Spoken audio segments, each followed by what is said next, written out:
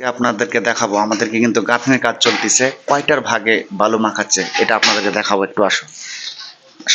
শাওন, তুমি এখানে কি বালু মাখালছো তাই না? হ্যাঁ, কয়টার ভাগে তুমি এটা মাখাচ্ছ? 4 ভাগে।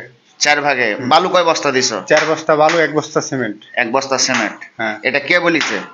কন্ডাক্টর বলেছে। কন্ডাক্টর বলিছে? হ্যাঁ। তাই? হুম। তাহলে ওই যে আর বহুত দিন আগে তো এই কথা বলেছিলাম, সেটা মনে করে রাখছো? হ্যাঁ। যাক, তুমি মিস্ত্রি হতে পারবা, জানতে পারবা সবই। তো মিস্ত্রি তো গিয়ে মানে মিস্ত্রি তো কিছু বলেন, তোমার আইডিয়া করে ফেলছো। হ্যাঁ। তো আমাদের প্রিয় বন্ধুরা, দেখে দেখে শিখছি। আমার প্রিয় বন্ধুরা, এই যে আমরা যে কাজ করে থাকি, অনেকে কিন্তু বলে যে 5টার ভাগে গাঁথনি করো, 4.5টার ভাগে করো, কেউ আবার বলে 3.5টার ভাগে করো। আমার কথা শুনেন, আপনি যতই কড়া করে দেন, পানি যদি কেয়ারিং না করেন তাহলে কিন্তু ভালো হবে না। আপনি গাঁথনি করেছেন, পানি দিচ্ছেন না, আপনার গাঁথনি ভালো হবে না।